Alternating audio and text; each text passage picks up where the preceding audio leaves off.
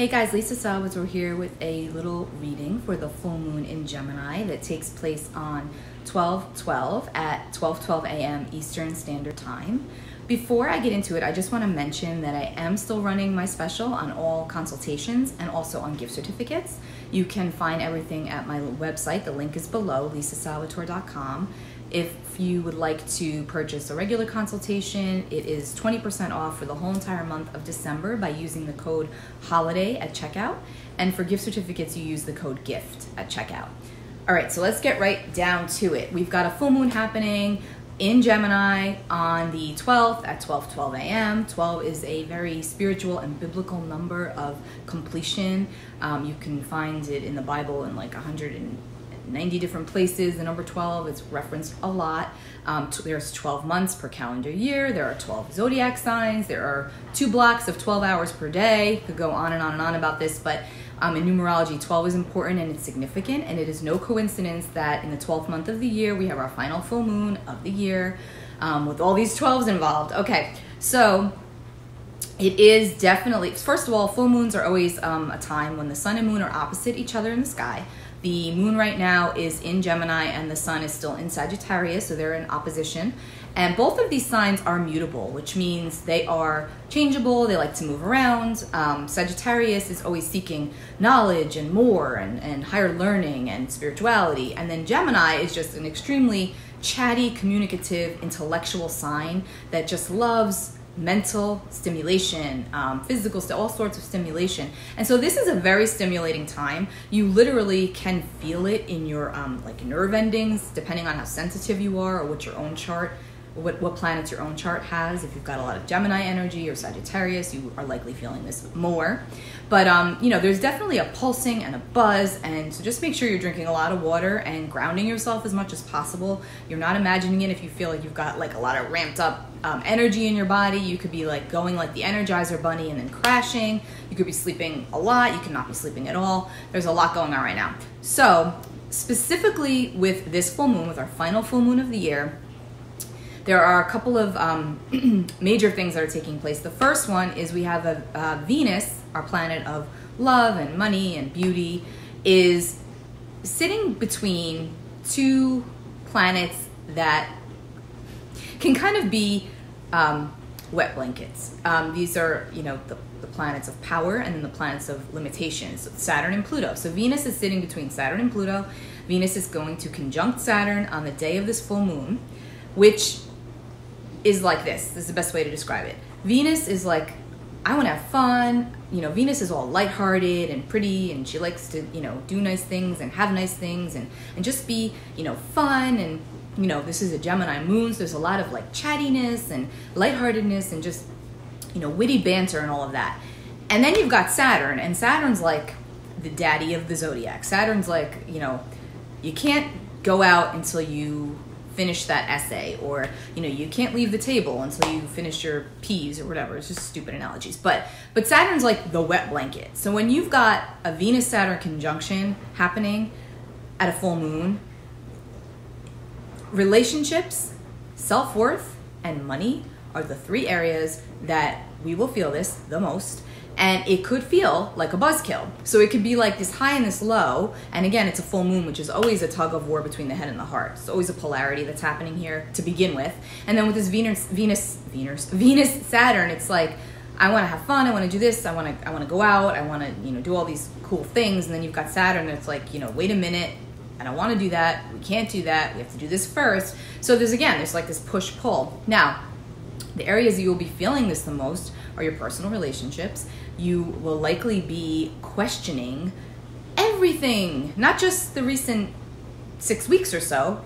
Some of you may only be questioning that, but for a majority of the collective, there's a sense of like going back and like really questioning our choices up until this point. Everything that we've done, everything that we're working towards, everything that we want to work towards. You know, are you going to make a vision board for 2020? You know, these are the things that are running through our awareness right now, like where we want to go next. And don't be so hard on yourself, because our self-worth could be taking a little bit of a beating at the moment as we are looking back on things that we feel we might have been able to have done better, or, you know, just try to shift it to what you can do moving forward instead of wallowing on what you feel you didn't do in the past or what you could have done differently, because could have, would have, should have. Leave that behind. That's the point of a full moon, is to release what isn't serving you. And those kind of behaviors, and that is not serving your growth, because it only serves to keep you stuck. And you don't want to go into 2020 feeling stuck. And I will also say that a couple of days after this full moon, Venus is going to conjunct Pluto. I think it's the 13th. So the moon, you know, we do feel full moon energy like 3 to 5 days prior, and then 3 to 5 days after. That's when it's the strongest, okay? Now, with Saturn and Pluto like this, and then Venus going right through from Saturn right through and conjuncting Pluto, it's power, dynamics of power that are coming into focus, and especially in our relationships. It's like where we give our power away, where we need to take it back, where we need to assert it, what are our boundaries. There's a lot that's coming up right now. So just be kind to yourself and really be open and honest to whatever and whoever is coming through into your awareness, because there is a reason for it.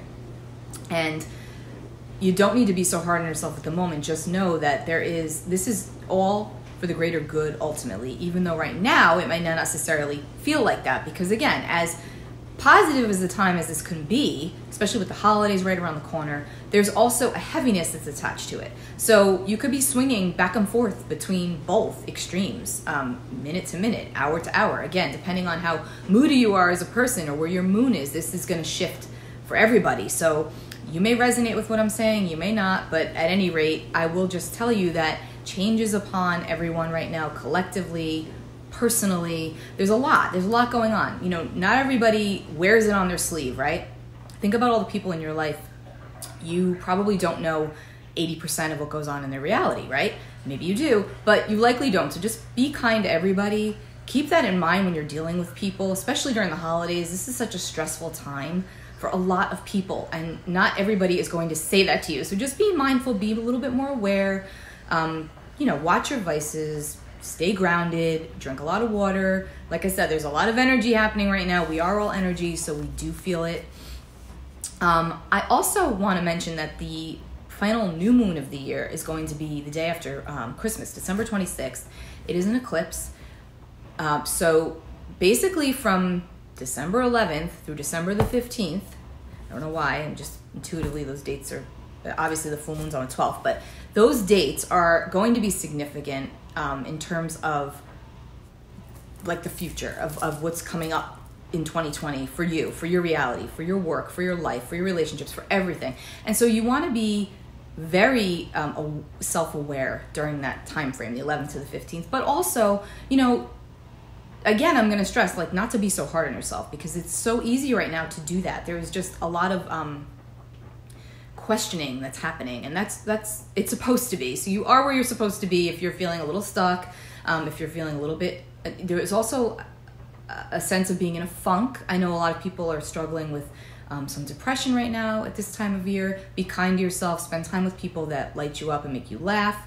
You know, talk to someone if you have to. Just try not to spiral, because it's going to be easier to do that now with all this Saturn energy. It's also Saturn time, because we're going into Capricorn season, and Capricorn is ruled by Saturn, and then a lot of the planets are in Capricorn already, and the sun has not even shifted into Capricorn yet. So it's a positive time for sure, and there's a lot of beauty to be found, but there's also going to be like this sense of soberness and you know, sensitivity, and also just like heaviness. So you want to try to stay in a lighthearted place and spend it with people that keep you there, that keep you elevated, and not that bring you down. Minimize your time with anybody or anything that does not make you feel good or that makes you feel lower about yourself. You don't need that right now, because again, if you're prone to that, it's going to be even more ramped up, okay?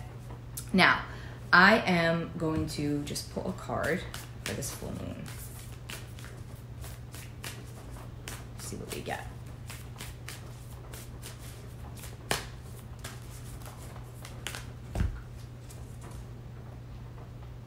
Okay, we got prosperity lies ahead. And this is it says new moon in Taurus, but I'm not going to focus on that, because the new moon in Taurus is actually not even going to be until late April, early May of 2020. But prosperity lies ahead. So, you know, Taurus is a sign of, it's an earth sign, and it's about resources and using our resources to our advantage, both our internal resources but also our external resources. So there's a lot to be said about taking what you have and using it for the greater good, and then whatever it is that you may need to acquire, plot and plan for that, because Taurus is a planner. Plot and plan for that going into the new year. Look at money, your finances, like where are you invested? Do you want to be investing in other areas? Really take stock of your financial situation. I feel like that's what this is speaking to going into 2020. And as long as you do that and are just taking taking good care of that area of your life, you'll have whatever it is that you need for a rainy day. Because going into 2020 also, we have some transits that are happening collectively that could affect our finances, that likely will affect our finances. We'll go into more of that in another video. But yeah, so you want to just like consciously be aware of your resources, be aware of what you have, be aware of what you don't have but wish to acquire. Keep the focus on building up, making things better. Structure, solid foundation. That's also Saturn, right? Structure and solid foundation. And try not to focus so much on what has gone down. Try to focus on what is going to come up. I hope that this makes sense. Again, if you would like a private consultation, if you want to look at your own personal birth chart as we get towards the end of the year, right now I'm offering a discount on everything, 20% off of everything, lisasalvatore.com. The code is holidays, and I will talk to you all real soon. I will be back with more videos before we get to the end of the year. Take good care of yourselves. Bye.